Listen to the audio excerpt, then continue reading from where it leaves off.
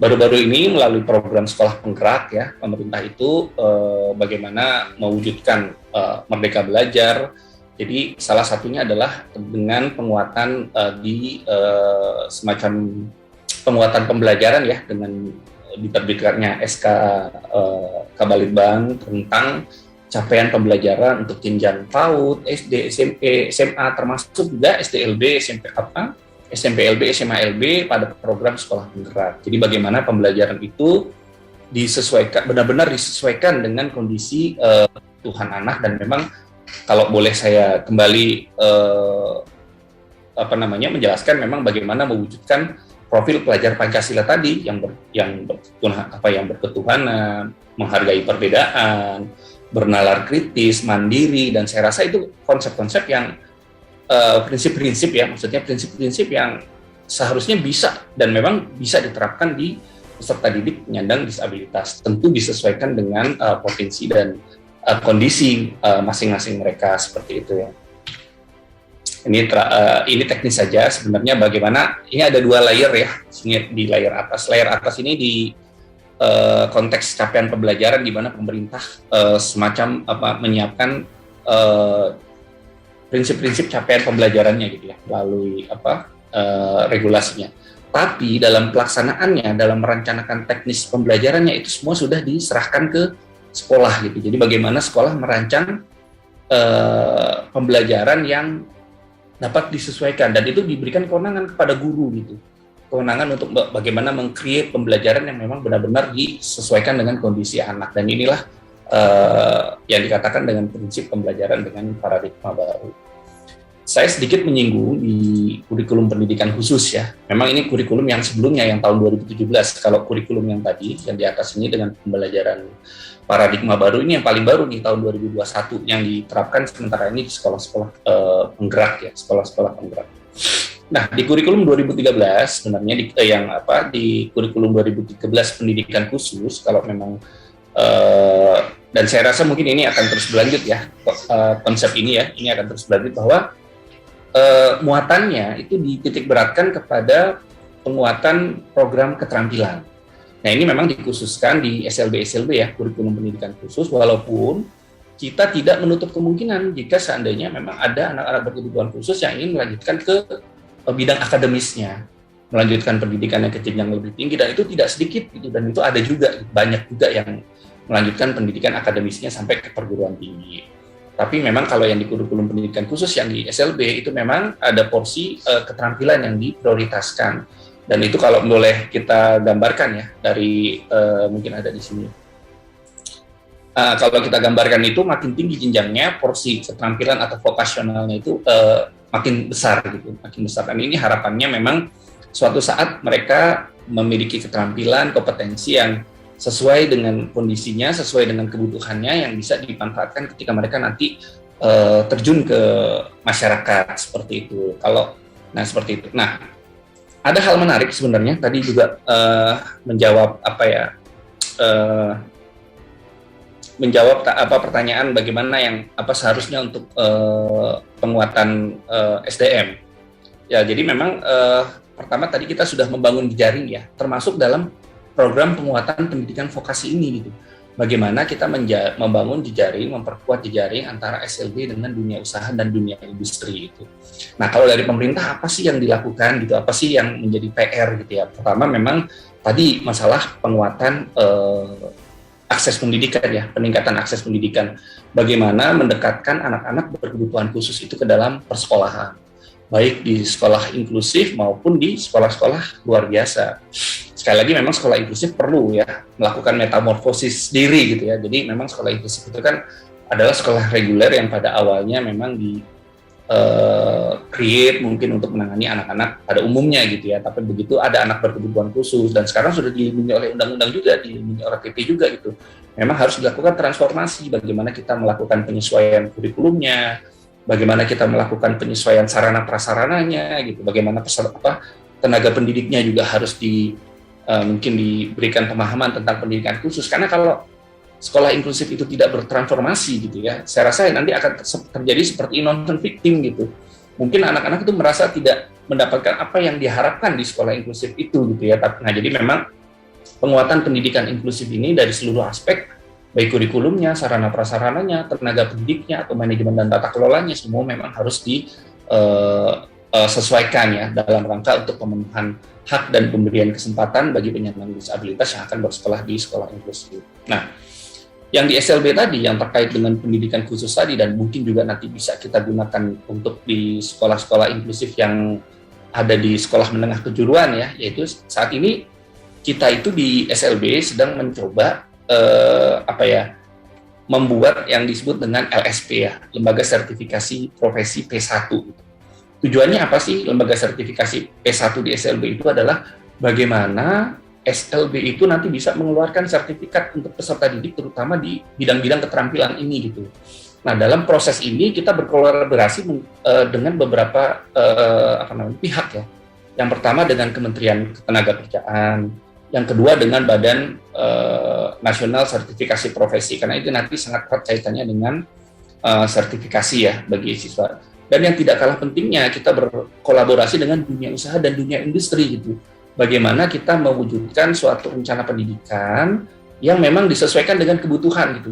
Jangan sampai ketika mereka lulus, mereka mempelajari suatu kompetensi keterampilan, tapi ketika masuk ke masyarakat, kompetensi itu sebenarnya tidak dibutuhkan gitu. Jadi bagaimana membangun link and match ya antara pendidikan dengan dunia usaha dan dunia industri itu sudah dibangun sedini mungkin seperti itu.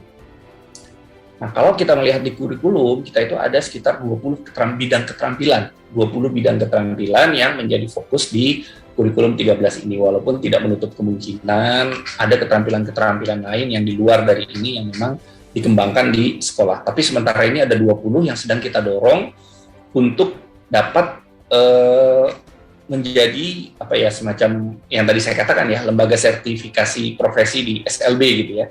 Nah, ini masih menjadi PR, masih menjadi proses karena saat ini dalam proses kita sudah dalam proses sampai ke skema sertifikasi ya. Kalau kita melihat tahapannya itu ada istilahnya standar kompetensi kerja khusus atau SK3PD seperti yang di sini SK3PD.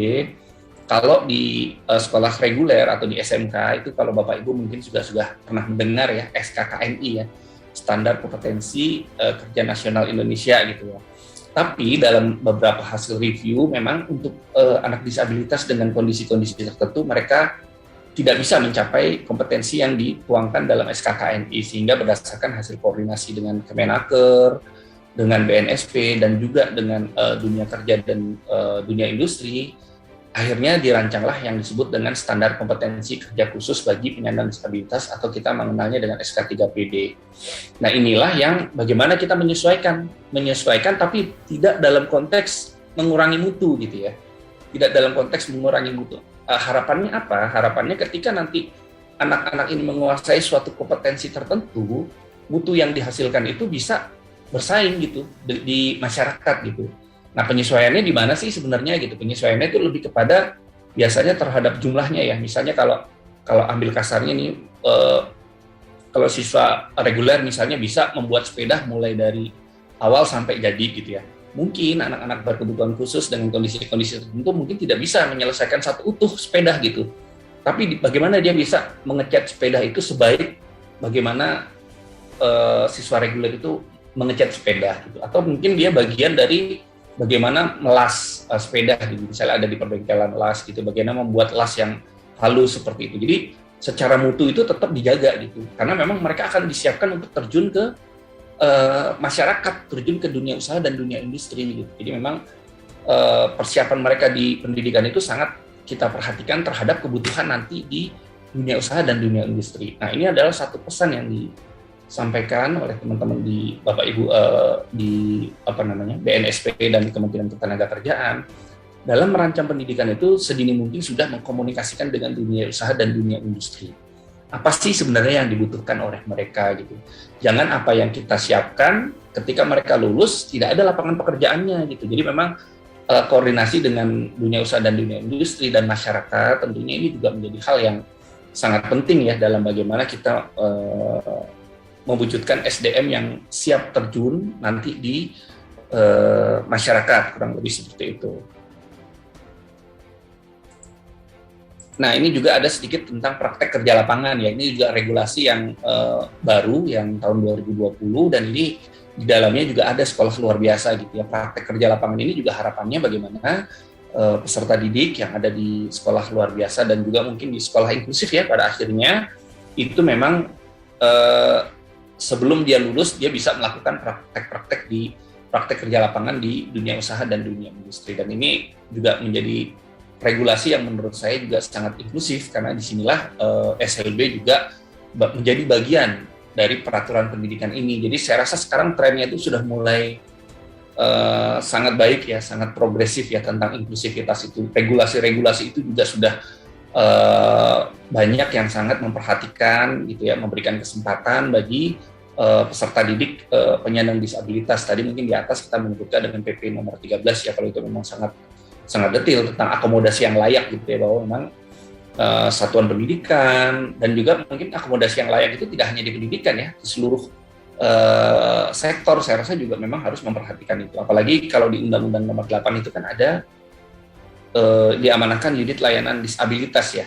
Kalau kami di pendidikan tentu unit layanan disabilitas di pendidikan. Kalau di Kementerian Ketenagakerjaan mungkin ada sendiri, nanti juga mungkin di Kementerian Kesehatan juga mungkin nanti ada sendiri. Intinya bagaimana kita memberikan layanan yang baik bagi peserta didik disabilitas atau warga negara disabilitas, seperti itu.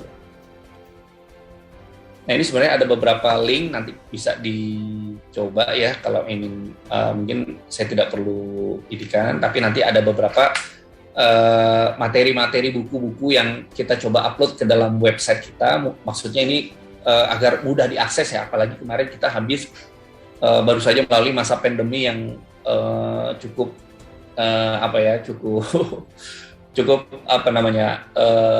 kalau dikatakan mengganggu ya mungkin bukan maksudnya mengganggu gitu ya, cukup mengintervensi ya proses belajar mengajar yang kita lakukan, sehingga kita harus belajar dari rumah, sehingga penguatan fasilitas internet, IT itu menjadi yang tadinya mungkin hanya sebagai pendukung, itu saat beberapa waktu lalu itu menjadi sesuatu yang utama. Walaupun memang masalah pembelajaran tatap muka itu sebenarnya tidak bisa tergantikan ya, tetap ada hal-hal lain yang memang memberikan efek psikologis yang lebih positif ketika pembelajaran itu dilakukan dengan tatap muka. Walaupun memang keputusan pembelajaran dari rumah itu diambil karena memang kita mengutamakan keselamatan baik siswa maupun peserta didik. Nah, inilah kemarin beberapa langkah yang dicoba dijembatani oleh pemerintah gitu ya, melalui bagaimana membuat video-video pembelajaran. Kalau kita melihat sumber daya yang ada di SLW, sebenarnya mereka sudah cukup baik ya, mungkin sangat luar biasa baik lah saya. Jadi bagaimana video-video pembelajaran ini sebenarnya idenya justru muncul dari sekolah-sekolah luar biasa yang pada waktu itu secara mandiri kan mengupload video-video pembelajaran.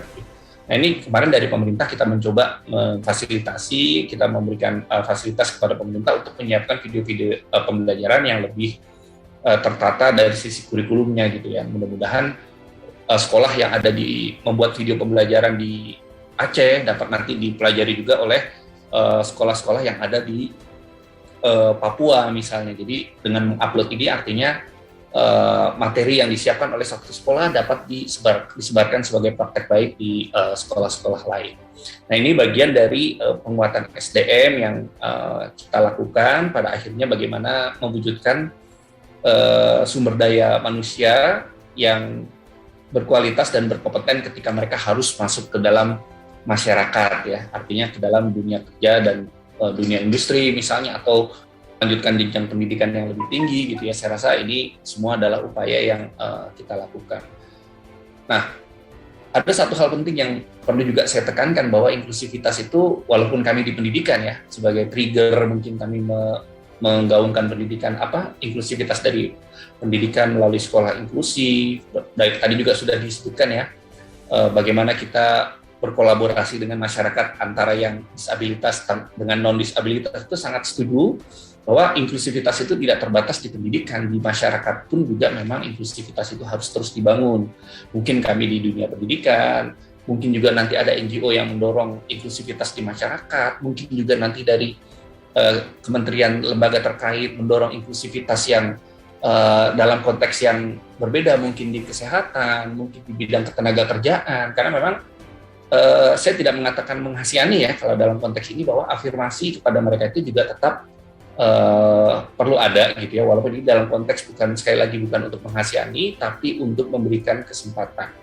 Ketika mereka lulus, bagaimana nanti di dunia kerja, ketika bagaimana nanti ketika mereka membawa masyarakat. Jadi artinya inklusivitas itu harus dibangun tidak hanya di pendidikan, tapi juga di masyarakat.